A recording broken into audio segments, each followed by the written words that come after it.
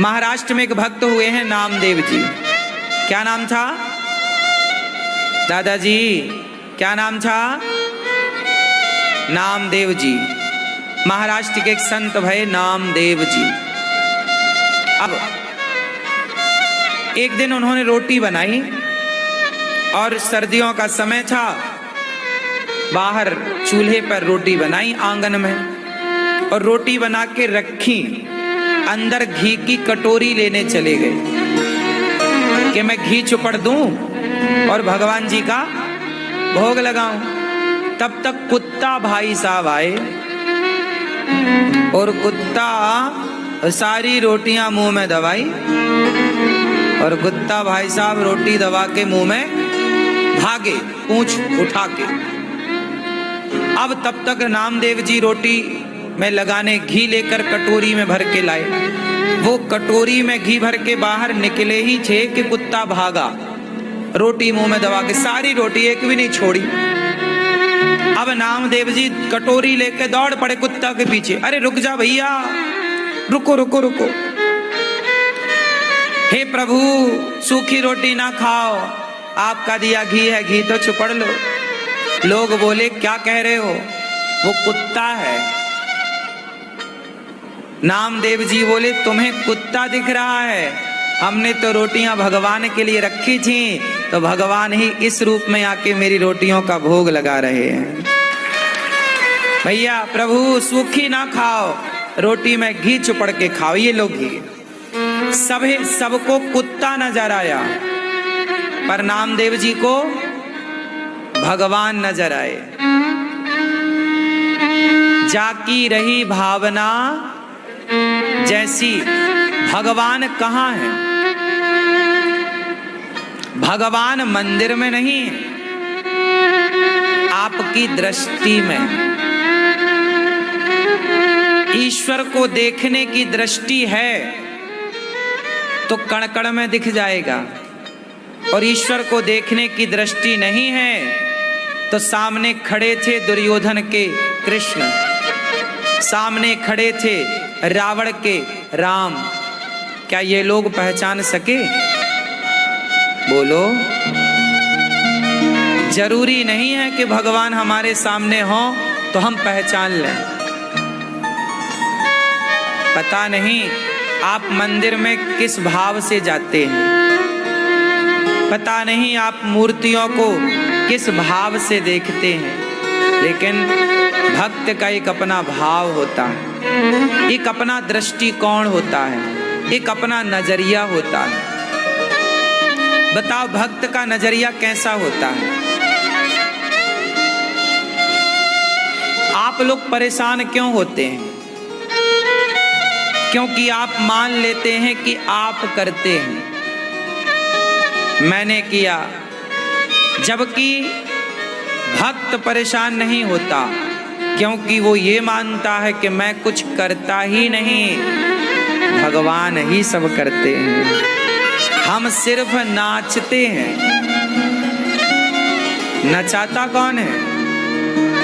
अच्छा ये बताओ, युद्ध अर्जुन लड़े थे कि कृष्ण लड़े थे? उत्तर दो। महाभारत का युद्ध कौन लड़ा? बोलो, अर्जुन या कृष्ण? हाँ हाँ, दिखा तो ऐसा कि अर्जुन लड़ रहे हैं, आपने देखा भी ऐसा कि अर्जुन लड़ रहे हैं, आप कह भी ऐसा ही रहे हैं कि अर्जुन लड़े, लेकिन सत्य ये नहीं। कृष्ण ना लड़ते हुए भी कृष्ण ही युद्ध लड़े। अर्जुन जब बाण चलाए, जब भीष्म पितामह की सैया बाणों की उन्हें मिली, तो भीष्म पितामह ने आखिरी में अर्जुन को बुलाया, पांडवों को बुलाया। जब कौरव मारे गए तो पितामह ने कहा, अर्जुन ये मत सोचना कि तूने मुझे मार दिया है, तूने महाभारत जीत लिया है, तेरे बाणों में इतनी शक्ति नहीं थी कि मेरे शरीर को भेद सकें तेरे बाण। अब बताओ, क्या भीष्म पितामह के शरीर को पार बाण कैसे चुभे थे? पितामह को शरीर को पार कर चुके थे, हाँ या ना? आर पार हो गए थे ना। भगवान पितामह ने कहा, अर्जुन तुम्हारे बाणों में इतना बल नहीं था कि मेरे शरीर को भेद सके। तुम्हारा बाण मेरे शरीर को प्रभावित नहीं कर सकता था। तुम्हारे प्रत्येक बाण में मैंने कृष्ण के सुदर्शन का दर्शन किया है, और सुदर्शन के वेग से वो बाण और शक्तिशाली हो गए और वो मेरे शरीर को भेदते हुए पार हो गए। बाहर की दृष्टि से ये लगता है कि अर्जुन लड़ रहे हैं, पर गहराई से समझ में आया कि अर्जुन तो कठपुतली थे। ऐसे ही हम सब अर्जुन हैं। हमें लगता है हम कर रहे हैं, पर नहीं, भगवान ही हमसे सारा कार्य करा रहे हैं। और हम झूठे ही डींगे मारते हैं कि हमने किया, हमने किया, हमने किया। आपका दृष्टिकोण ये कहता है कि अर्जुन ने युद्ध लड़ा, पर मेरा दृष्टिकोण कहता है कि कृष्ण ने युद्ध लड़ा। बताओ कौन सा दृष्टिकोण सही है? बोलो, अर्जुन ने लड़ा या कृष्ण ने लड़ा? कौन सी बात सही है? बोलो। दिख तो ऐसा रहा कि अर्जुन लड़ रहे हैं। महाभारत में ऐसे ही लिखा है कि अर्जुन लड़े, आप इसे नकार भी नहीं सकते, लेकिन सत्य ये नहीं है। कई बार जो दिखता है वो सच नहीं होता, और जो सच होता है वो आप सच को देख पाएं, इसलिए सत्संग होता है, इसलिए भागवत सुनना चाहिए। सच को आप देख सकें, इसलिए कई बार हमें परेशानियां होती हैं, क्योंकि हम स्वयं को कर्ता समझ लेते हैं। और जो भक्त कोटि के लोग होते हैं वो क्या मानते हैं? याद रखिएगा, जो भक्त होते हैं ना, वो हर हाल में क्या होते हैं? प्रसन्न। क्या होते हैं? खुश। जो दुखी हो जाए वो भक्त नहीं हो सकता। आप दुखी कब होते हैं? जब आपको ये लगता है कि मेरा अपमान हुआ, मेरा सम्मान हुआ। जब आपका अपमान होगा तो आप दुखी होंगे, जब आपका सम्मान होगा आप सुखी होंगे। आप ये मान लेंगे कि मेरा अपमान हुआ, मेरा सम्मान हुआ, तो आप भक्तों की श्रेणी में है ही नहीं। आप कहाँ भक्तों की श्रेणी में? आप ये मान रहे हैं कि मेरा अपमान हुआ, आप ये मान रहे हैं कि मेरा सम्मान हुआ। जो भक्त की श्रेणी में होगा वो अपमान से प्रभावित नहीं होगा और सम्मान से प्रसन्न नहीं होगा। वो ये मानेगा कि ये अपमान भी मेरा नहीं, ये सम्मान भी मेरा नहीं, मैं क्या कर रहा हूँ? भगवान मेरे से सब कुछ करा रहे हैं। जो अपमान सम्मान से परे हो जाए, अलग हो जाए, वो भक्त है। जो सम्मान और अपमान में उलझा रहे, आप लोग गलती कहाँ करते हैं? उलझ जाते हैं। अजी मेरा अपमान हो गया, मेरा सम्मान हो गया, देखो देखो देखो। इस अपमान, इस सम्मान से आप ऊपर पूरी जिंदगी में उठ ही नहीं पाते। इस सम्मान अपमान के दलदल में ही पड़े पड़े आप मर जाते हैं। इससे ऊपर उठने का आप सोच भी नहीं सकते, आप सोचते भी नहीं हैं। इसलिए आपसे कहता हूं, मैं आपको एक अलग दृष्टिकोण देना चाहता हूं, एक अलग जीवन देना चाहता हूं। हमारे यहाँ सम्मान को जानते हो क्या बोला गया है? प्रतिष्ठा को विष्ठा के समान उपमा दी है ऋषियों ने। प्रतिष्ठा कैसी है? विष्ठा के समान। विष्ठा समझते हैं? मलमूत्र। यदि आप प्रतिष्ठा में उलझ गए तो आप भक्ति नहीं कर पाएंगे। भगवान के मतलब के वो लोग हैं ही नहीं जो सम्मान की भूख रखते हैं। भगवान के मतलब के तो वो हैं जो सम्मान से प्रभावित ना हो और अपमान से प्रभावित ना हो। हर हाल में वो हैप्पी रहें, खुश रहें, वो भक्तों की लिस्ट में हैं। अब आप बताओ कि क्या सम्मान और अपमान को आप जीत सकते हैं? लोग कहते हैं मन को जीतो। भाई मन को तो जीतना फिर भी सरल है। मन को जीतना फिर भी सरल है। मान बढ़ाई जे तजे, है ना? मान बढ़ाई जो तज दे वही तजना है, वही छोड़ना है। आप क्या छोड़ सकते हैं? अच्छा बताओ। भगवान के लिए आप, जैसे आज एकादशी है तो आप लोगों ने रोटी छोड़ दी, नमक छोड़ दिया, चावल छोड़ दिए। आपका दूसरा व्रत आया तो आपने ये छोड़ा वो छोड़ा। शुक्रवार का व्रत आया, खटाई छोड़ दी। दूसरा व्रत आया, ये छोड़ दिया वो छोड़ दिया। आपने आज तक दाल चावल सब्जी रोटी तो छोड़ी है, पर सच बताना, क्या सम्मान की भूख छोड़ी है? क्या अपमान से अपने आप को दूर रखा है?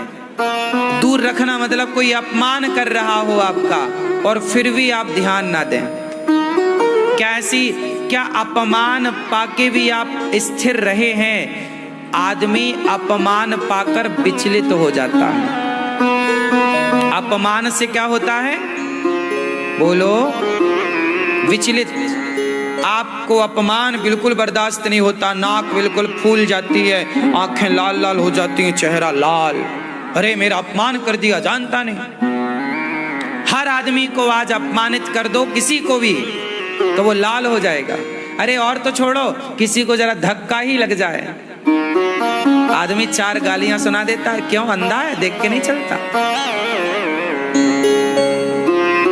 इस तरह आप लोग जकड़े हुए हैं। अपमान आपको बर्दाश्त नहीं है बिल्कुल, और सम्मान आपको गदगद कर देता है। इससे ये पता चल रहा है कि फिर आप भगवान के मतलब के नहीं हैं। भगवान के मतलब का कौन होगा? मीराबाई। मीरा का जीवन कैसा है? मीरा के दादाजी जब छोटी थी मीराबाई, बचपन से ही कृष्ण की भक्ति करती। विवाह हो गया मीराबाई का भोजराज के साथ, राणा के बेटा है। जब विवाह हुआ तो पति आया। प्रथम रात्रि है विवाह के बाद की, पति पत्नी के मिलन की। पति आया, मीराबाई के पास आकर बैठा। मीराबाई के घूंघट को उठाया, मीराबाई को देखा तो मीराबाई ने कहा कि आपसे जो मेरा विवाह हुआ है ना, वो मेरे शरीर का विवाह हुआ है, मेरे मन का विवाह, मेरी आत्मा का विवाह तो मेरे कृष्ण से हो चुका है। जबरदस्ती मेरे लोगों ने आपसे मेरा विवाह कर दिया। मेरे प्राण मेरा मन तो कृष्ण में बसता है। मैं कृष्ण को अपना पति मान चुकी हूँ, पर समाज की लोक लाज की मर्यादा के लिए मेरे माता पिता ने आपसे मेरा विवाह कर रखा है। मेरे मन पर तो मेरे कृष्ण का वास है, मेरे मन पर मेरी आत्मा पर तो मेरे कृष्ण का अधिकार है। बात रही शरीर की, यदि शरीर की भूख आपको है तो आप अपनी भूख मेरे शरीर से मिटा लीजिए। आपका कब्जा शरीर पर तो हो सकता है, मेरे मन मेरी आत्मा पर तो मेरे कृष्ण का कब्जा है। ये बात मीरा ने पहली रात्रि को, पहले मिलन में ही अपने पति को स्पष्ट कर दी। और मीराबाई के पति भी अच्छे थे, भोजराज बढ़िया थे, उन्होंने मीरा को बिल्कुल परेशान नहीं किया। मीरा की इच्छा के अनुसार उनके कमरे में मंदिर बनवाया, भगवान की पूजा आरती की व्यवस्था की, वो बढ़िया थे। पर जो सास थी, जो ससुर थे, मीराबाई संग कीर्तन में जाती, कथा में जाती तो ससुर को ऐतराज होता कि तू इतने बड़े घर की बहू है, तू वहां जाके सत्संग में बैठती है, सब लोग देखते हैं, अच्छा नहीं लगता। उस समय घूंघट पर्दा प्रथा कितनी ज्यादा थी। बोले तुम जाती हो, हमारे कुल का नाम खराब होता है। अब या तो कुल का नाम बचाए या तो कृष्ण से प्रेम करे। अब जैसे शराबी शराब के बिना कहाँ रह पाता है, गंजेड़ी गांजा के बिना कहाँ रह पाता है, जैसे शराब का नशा शराबी को शराब की ओर बढ़ाता है, ऐसे जब भक्ति का नशा लगता है तो कोई बिना सत्संग के रह ही नहीं सकता। आप सत्संग के बिना रह लेते हैं, इससे ये पता लगता है कि अभी भक्ति प्रवेश नहीं की अंदर। जिस दिन प्रवेश कर जाएगी भक्ति तो जैसे शराबी शराब के बिना नहीं रह पाता, काम ही नारी प्यारी जिमी लोभहि के प्रिय दाम, तिमि रघुनाथ निरंतर प्रिय लाग्यो मोहिराम। जैसे कामी स्त्री के बिना नहीं रह सकता, लोभी धन के बिना नहीं रह सकता, ऐसे भक्त भगवान की कथा, भगवान के कीर्तन, भगवान के दर्शन के बिना रह ही नहीं सकता। और रह ले तो मीराबाई को जबरदस्ती रखा पर रुकी नहीं। सारी अपने सम्मान को मीराबाई ने छोड़ दिया कि नहीं? क्या सम्मान का उन्होंने कोई बोध रखा कि नहीं जी मेरा सम्मान बिगड़ेगा मैं जाऊंगी? क्या उन्होंने अपमान से आहत हुई?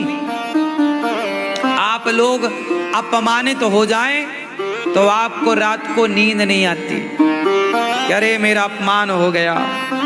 लेकिन मीराबाई क्या कहती है सास, तूने तो मेरे कुल का नाश कर दिया, कुल नासी है। मीराबाई को कितना ना सहा, कितना ना कहा समाज ने। अरे मीरा को तो छोड़ो, माता सीता को कितना ना कहा समाज ने, तो मीराबाई को कितना कहा होगा। सारा अपमान का घूंट पीकर भी मीरा, मेरे तो गिरधर गोपाल दूसरो ना कोई, मेरे तो गिरधर गोपाल। सुनो, भगवान की राह पर चलने वाले को ऐसा बनना पड़ेगा जो अपमान सम्मान की दीवार तोड़कर जो केवल कृष्ण को याद रखे। भागवत जी में कथा है आखिरी में, एक पंडित जी की। एक पंडित जी थे, वो बड़े कंजूस थे, ना पत्नी को कुछ पहनाते बढ़िया साड़ी वाड़ी महंगी, ऐसे सामान्य तो सस्ती वस्ती देती, ना तो बढ़िया खाते, ना बढ़िया घर बनाए। पैसा बहुत था पंडित जी के पास, पर 1 रुपए भी उन्होंने खर्च नहीं किया। आखिरी में पत्नी ने और बच्चों ने योजना बनाई कि इस बूढ़े को मार देते हैं, क्योंकि देखो कुछ हमारे लिए खर्च तो करता नहीं। ये योजना उस बूढ़े आदमी के कान में आ गई। उसने सुन लिया उस पंडित जी ने कि ये मेरे बच्चे, मेरी पत्नी मुझे मारने का प्लान कर रहे हैं। उस बूढ़े के अंदर वैराग्य हो गया। अरे राम राम राम, जिस परिवार के लिए मैं कमाता रहा, जोड़ता रहा, वो परिवार मुझे समझ ना सका और मुझे ही मारने चला। उसने सब कुछ सौंप दिया अपने परिवार को, ये लो ऐस करो, और खुद घर छोड़कर चला गया। अब जब बाहर निकला तो लोगों ने, अरे कंजूस कहीं का, लोगों ने अपमान किया कि इसने तो जीवन भर देखो जोड़ा है, खर्चा कुछ नहीं किया, ना किसी को पानी पिलाया, ना किसी को भोजन कराया। लोग अपमान करते, उसके ऊपर धूल फेंकते, कोई उसे गालियां देता। वो सोता तो कुछ लोग आके उसके ऊपर सुसु कर देते। इस तरह का अपमान, इस तरह का अनादर, लेकिन वो इस अनादर से बिल्कुल भी प्रभावित नहीं हुआ। वो इस अपमान से बिल्कुल भी प्रभावित, बोलो, नहीं हुआ। और उसने हर परिस्थिति में, अब ना उसे कोई सम्मान करता तो वो सम्मान की तरफ भी ना देखता, कोई अपमान करता तो वो अपमान की तरफ भी ना देखता।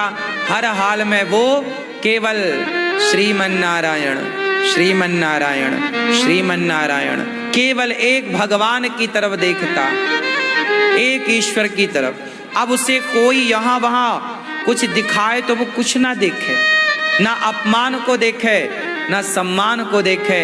और जब ऐसी स्थिति में पहुंच गया कि केवल भगवान का नाम निकलता है, कोई उसे लात मार दे, वो कहीं बैठे तो लोग आए और उसके लात पांव का प्रहार करते हैं। इस तरह वो अपमानित हुआ, लेकिन कोई एक शब्द उसने ना कहा, एक बार भी उसने पलटकर जवाब ना दिया।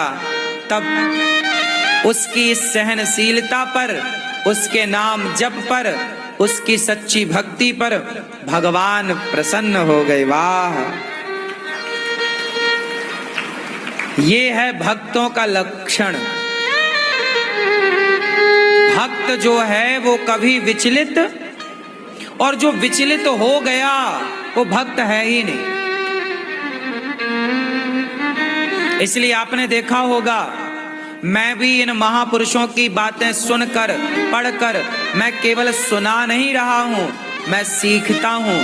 मुझे भी लोग कितनी गालियां देते हैं, लोग मुझे भी कितना अपमानित करते, अनादर करते, लेकिन मैं हर हाल में समझता हूं कि ये भगवान की लीला है।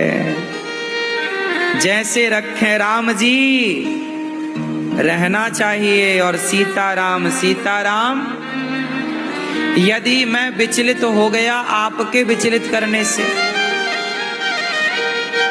तो फिर भगवान की नजरों से गिर जाऊंगा। इसलिए भगवान से प्रार्थना है कि पहाड़ से गिर जाऊं तो गिर जाऊं, पहाड़ से गिरूंगा तो शायद खड़ा हो सकूंगा, पर विधाता की नजर से गिरूंगा तो कभी खड़ा ना हो सकूंगा। इसलिए मुझे इस बात का कोई डर नहीं है कि आपकी नजरों में मैं हूं या गिर चुका हूं। मैं इस बात से परेशान नहीं हूं कि आपकी नजरों से गिर रहा हूं। मुझे डर इस बात का है कि भगवान की नजरों से ना गिर जाऊं। इसलिए तो आप सब गाते हो, आप सब कहते हो, नजरों से गिराना ना, चाहे जितनी सजा देना। नजरों से जो गिर जाए, मुश्किल है संभल पाना। तो नजरों से, किसकी नजरों से? इंसानों की नजरों से गिरने का डर ना रखिए। इंसानों ने तो अपनी नजरों से, कुछ लोगों ने तो माता सीता को भी अपनी नजरों से गिरा दिया था उस समय। हाँ या ना? फिर दुनिया की नजरों पे ना चढ़िए, ना उतरिए। आप दुनिया को खुश करने निकलेंगे कभी ना खुश कर पाएंगे। एक भगवान को खुश करिए।